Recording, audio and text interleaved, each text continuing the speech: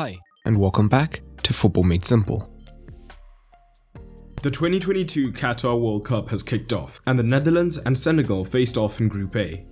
In a tactical fixture, the Netherlands were able to come out on top 2-0 thanks to late goals by Cody Gakpo and Davy Klaassen. The XG indicated that chance quality was roughly even, 1.11 to 0.78.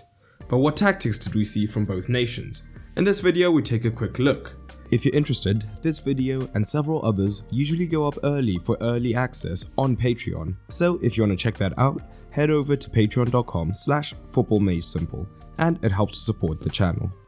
After a slow first half, Louis van Gaal's tactical switch in the second saw Netherlands win the 3 points. In the first half, Senegal were not pressing particularly high up the pitch, and as a result, Van Gaal opted to use De Ligt as a more traditional right back, giving Dumfries even more scope to push up down the right hand side. So the Netherlands' shape could look like a traditional back four. So for the most part the Dutch would build up with two centre backs and De Ligt would operate in this right back position, whilst Blind maintained the width on the left hand side. As a result, Dumfries would have more scope to push higher up the pitch down this right hand side. And Senegal didn't mind this too much, as they were not looking to press, and Gaal would often push up alongside Dia in order to create a front two, whilst Diatta and Sarr defended fairly narrow. What this shape would do, with Dia and Gaal using their cover shadows to cover the ball into the midfield, was provide Mendy and Kouyaté a little bit more freedom to roam the areas in behind in the midfield, to make it more difficult for penetrative passes to be found without them applying pressure. This defensive shape was even more successful when Senegal were able to prevent the ball into Daley Blind, because Daley Blind is an elite progressive passer, so when he received the ball in these regions, he would be able to find men between the lines with his extensive passing range. Instead, if Senegal were able to force the Netherlands down the right hand side, De Ligt out of position would then have to drive up the pitch and look to make that same pass, or the ball would be moved on to Dumfries, who, unlike Blind, is more of an off-the-ball fallback. So for Senegal, the front two, including Gaal who had pushed up from midfield, would have the responsibility of looking to pick up the Netherlands' double pivot as much as they could. So down the right hand side, with De Ligt operating as a right back, there was the potential for an overload between these two and Janssen or Berghuis moving wide. However, as discussed, because of the front two covering the double pivots, Mendy and Kouyaté had a little bit more freedom. So when the ball did come wide, if De Ligt was looking to push forward, Mendy would be able to come out freely to close down the pass if Sarr hadn't done so before him. But despite Senegal looking to make it more difficult to play through the centre, the Netherlands could still look to overload this region at times. Primarily as Bergwijn, rather than operating strictly alongside Janssen, would look to drop into the midfield at times alongside Gakpo, so that they operated as dual 10s, meaning that they had a midfield box. However, if the forwards were disciplined, as well as the defensive midfielders, this would make it difficult for Netherlands to play through. In addition, Sarr and Diatta rarely defended extremely wide, especially during this first half. Instead, they were narrow picking up these positions, again looking to filter the ball wide. So, the central overload that the Netherlands were craving was much more difficult to achieve. But even in the first half, it should be noted that De Jong was a difference maker at times, as when he received in the midfield, he has the ability to go past a man.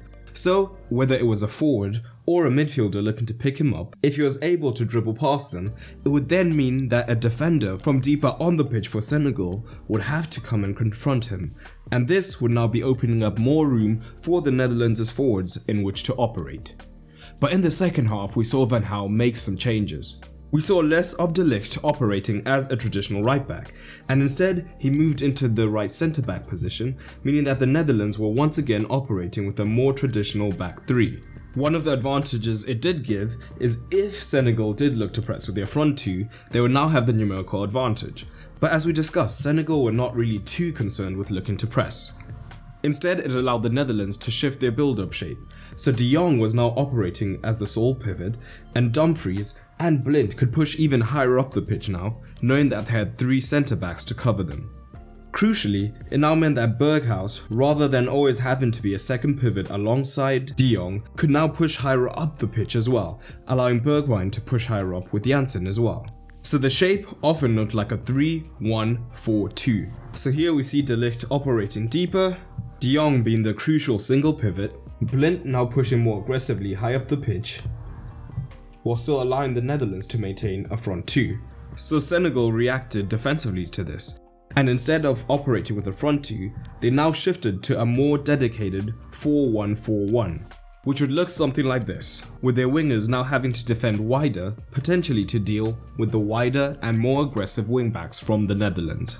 But crucially, with Bergwijn and Depay when he came on, willing to drop into the midfield, this midfield three of Senegal's could now be overloaded more easily, particularly with De Jong pushing high up. And we could also see men looking to push up into the half spaces to draw in the fullbacks, meaning that the wingbacks could also now be more free. So, this new shape from Van Gaal gave them more flexibility, as they could opt to overload the centre and play through the centre, or for Senegal to be more narrow, thus allowing them to have more space in the wide regions. With the Senegal midfield now having to defend much deeper as well, De Jong also had more room in which to operate as the single pivot with all the responsibility of progression. And it would be difficult for Senegal, as if they committed a man to him, this would mean an even bigger overload between the lines. And one thing that the Dutch did well, even in the first half, was always look to provide options in the box. Whenever a wingback had the ball wide, we would see the two forwards plus the far side wingback look to attack the box. But this new shape in the second half meant that this overload could be exaggerated even more, as now the more aggressive midfielders could join the front two in addition to the far side wingback. And this played a part in Gakpo's goal, as there was now an extra man high up the pitch. And Senegal had a different approach in possession compared to the Netherlands. When they had the ball deep, Senegal were composed on the ball, and the Dutch were much more aggressive in their press, with the centre forwards looking to go man-to-man against the centre backs. So Mendy had a more significant role to play during the build-up, as he would be the third man in order to create the 3 versus 2. And with the ball in deep areas, Senegal had a clear game plan, as Mendy was often the single pivot, whilst both Gaal and Kouyaté were made to push much higher up the pitch, in addition to both of the wingers. Mendy could receive if he had space, but Gakpo was often looking to sit on him. And from these situations, Senegal knew that they would have a numerical and physical advantage high up the pitch potentially. So Mendy or the centre backs would often look to go long immediately, particularly towards Sarr against De Ligt or Diatta against Ake.